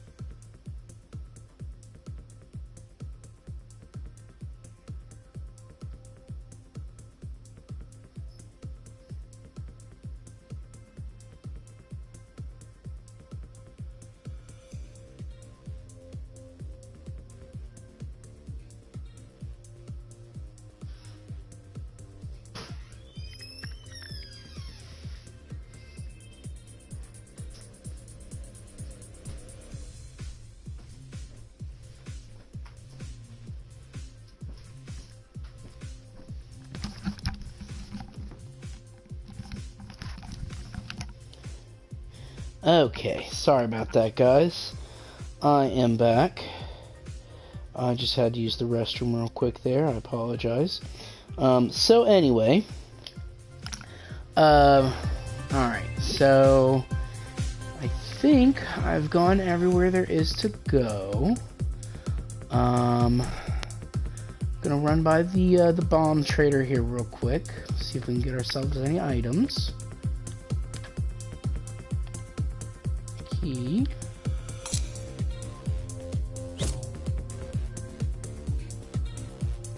Pen number 7 can use keys as bombs when you don't have any bombs. I guess so. Oh, and he's out for lunch.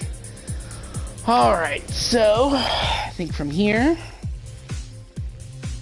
there are no more areas that I can go. So let's fight this boss.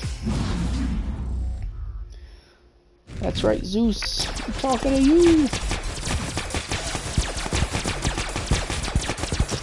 I only fought him a few times.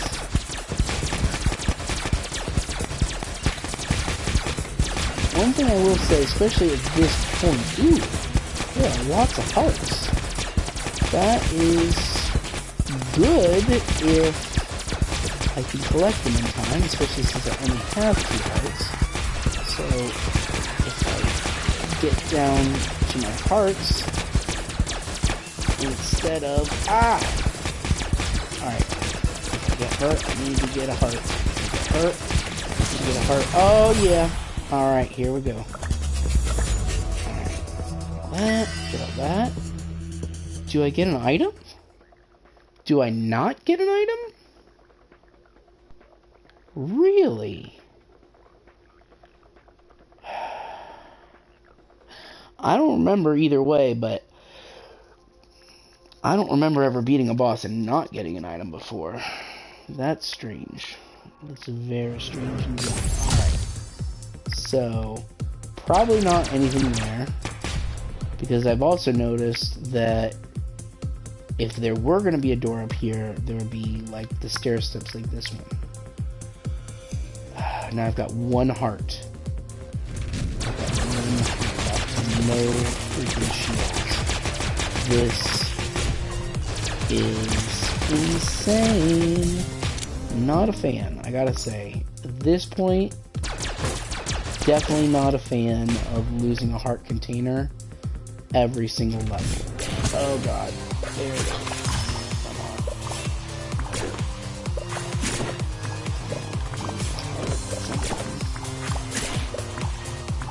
Yikes. See, here's the thing, is like, I'm gonna kill myself with my own bullets at this point. I just know it.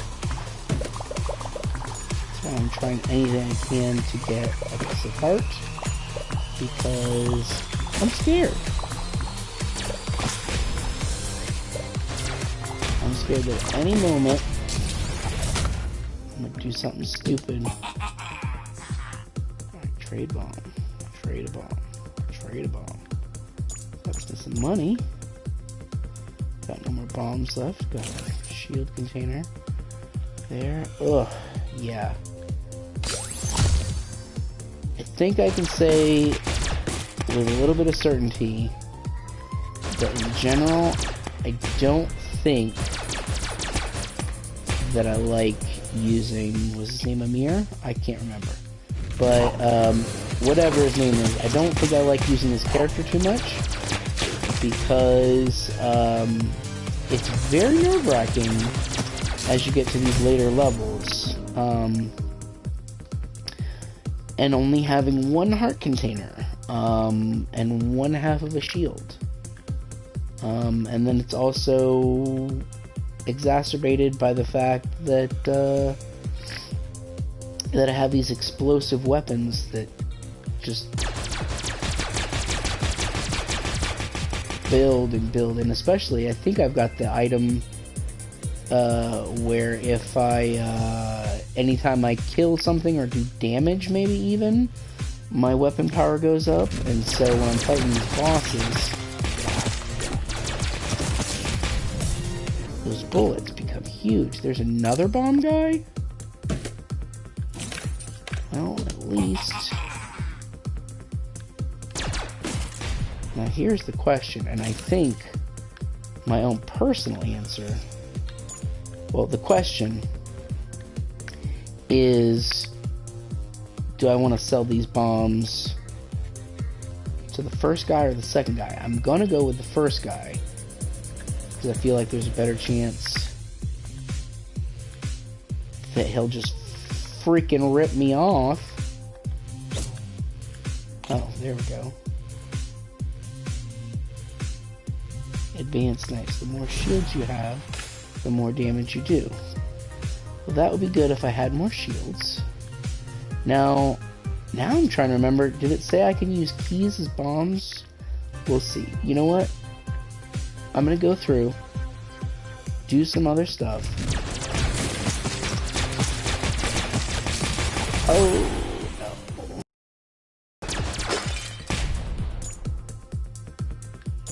I need hearts and I need heart containers, please, please. Don't hurt me, don't hurt me.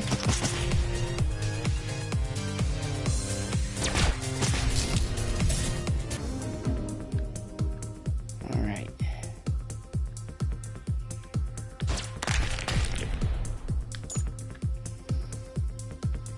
Now, are those poison spikes, I wonder? I bet they are. I would love to test them out. I really wouldn't love to test them out, but I'd be open to testing them out if I had more hearts and heart containers. But I don't, so I'm not gonna do nothing. Alright, let's go over here.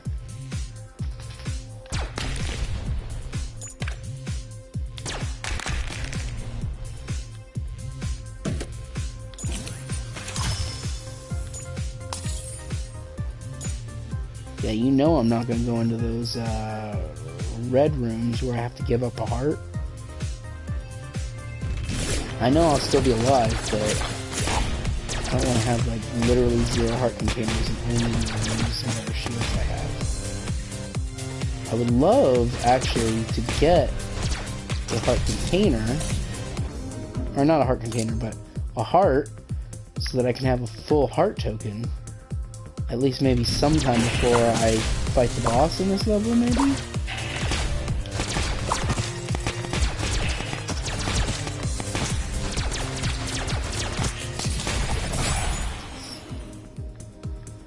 Whew.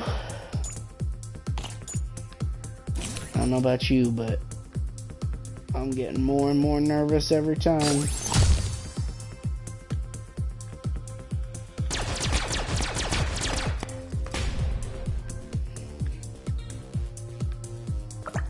Got my heart at least. But, I can't risk it. I can't risk it, and I don't need the gold. I really don't need the gold. Alright, so let's see what I got in here. Come on, heart container.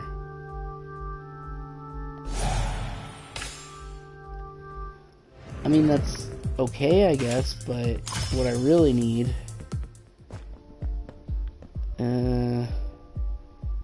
I'll take it, but I already knew what this is. Damage somebody, you damage them back. Definitely buy a bomb. Don't need a different gun. Can't risk touching that gold. Come here, bud. Sorry, I'm just talking to my dog. Getting him back up in his bed until we finish this round, then I gotta take him out here. Alright. Guys.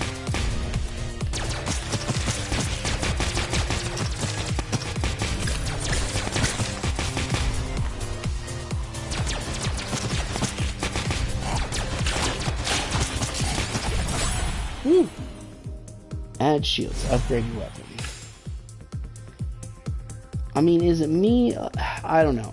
I just feel like the last several rounds that I played in this game, I have gotten extra heart containers. And now all of a sudden... Oh yeah, I did unlock the secret area. Now all of a sudden I feel like I'm not getting any heart containers at all. I got one. So technically... I got one, but still, it seems like I've gotten way more in, like, all my other playthroughs that I can remember, in recent memory at least. Obviously, early on, I probably didn't get a whole lot of anything, but...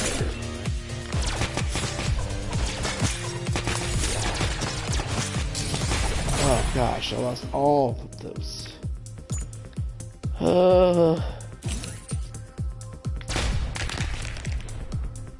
So nerve-wracking. Only I had more bombs to sell. That's okay. I'll be back. I will be back.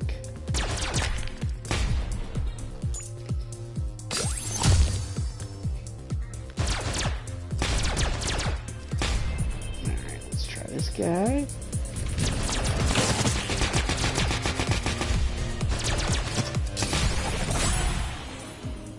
Okay.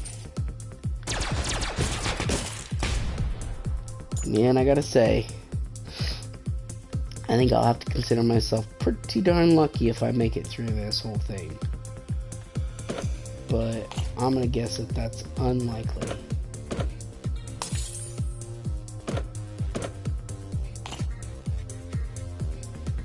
Alright, let's see. Do I have anywhere else to go? I do not. So let's trade in my bombs, and hopefully I can trade in my keys as well.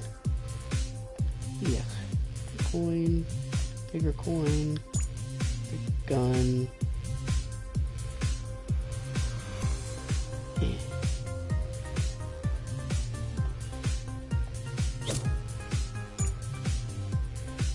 Space helmet.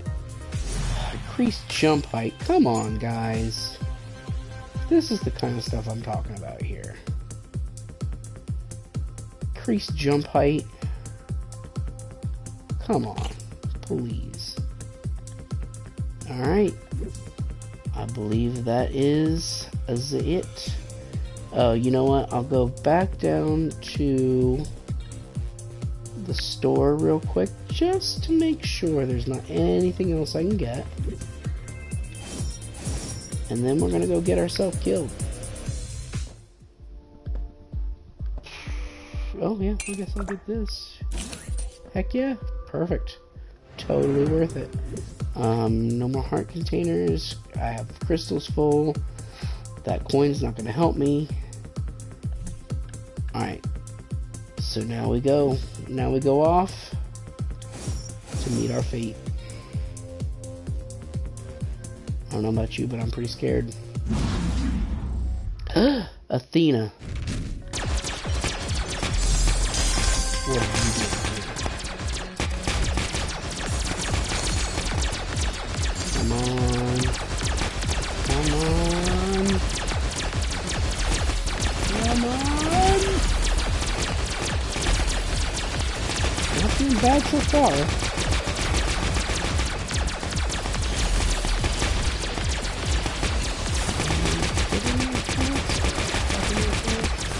Woo! Woo, mama! Oh, I can't believe I did it. I can't believe I did that. I gotta say, if I was betting, I would have bet money that I was not gonna make that. But there you go. There you go. As you gradually lose consciousness, you're surrounded by a warm light. Press any button to continue. Oh, so there we go. That was the last run through, at least for now, that I can go through. As a quick note here, at least so far, I've quite enjoyed this game. Been having a lot of fun. I will continue to have some fun with it. I think there's a few unlockables that I still have to get, and some other things that I can do, so hopefully that'll be an enjoyable time. But yeah, overall, I do really recommend this game. Check it out, especially if you're into, like, if you like Binding of Isaac and want to play something like, are sick of Binding of Isaac but still want to play something like it, this is a great game. Or, again, if you want to play a game like Binding of Isaac that doesn't have horrible references and things that that little kids shouldn't watch, then this is a great alternative to Binding of Isaac, because, like I said, Binding of Isaac is very often not appropriate for kids at all. So we're gonna unlock this. This should be a fun little addition there. So, guys, thank you for joining me. I've been going for quite a while now. So if you're still watching, or if you watched all, I appreciate it. We're just going to double check here real quick to see if anything's happened. Nope, those are both down. Okay, so, which I think I saw, I looked up, and this doesn't get unlocked until you get all the unlockables at the bar. And then I want to say you can use your crystals that you collect to get like certain temporary items instead of unlockables. So far, I mean, I think I played once with maybe Wade or Anna or somebody. Um, but I've mostly been playing with Saya. She's good because she can let you do that extra jump right off the bat. And it's a pretty high double jump too. But as you saw, especially this playthrough, I think I think I got 2 wings, and then there was a third set of wings that I didn't get because that would have had me lose a heart container, and I already had wings at that point. I got like 3 wings, and I want to say I definitely at least 2, if not 3 extra jump things. So her benefit doesn't really last all that long. And I would say, especially compared to like maybe Anna, she's probably a good person because she's got an extra heart container, or well, she's got the same heart container and a key. Or Wade's got a key and a grenade. I might check out Matt here next time because he's got that roll, and I haven't tried that out yet. And of course, I'm going to unlock some of these other characters later too. So, alright, but I think that's going to do it for now. If you haven't already, guys, I would so appreciate it if you liked, subscribed, rang the notification bell to get all my notifications. Throw me a comment in the comment section so I can throw you one back. I appreciate it. Thank you again for watching. We'll be back next time, probably with some more Neon Abyss here. And, hey, I'll tell you what, let me know in the comments if there's any other games you want me to play. I will say that unless it's something superiorly special, I'm probably not going to play any, or at least many, first-person shooters, because those just kind of aren't my thing. I like games a lot like this, Binding of Isaac, Super Mario Brothers, I don't know, Spelunky, a lot of different stuff, but usually stuff that's got a 2D bent to it, and maybe a little bit simpler graphics, but hey, you never know. So again, thanks for joining me, appreciate it, have a great night everybody.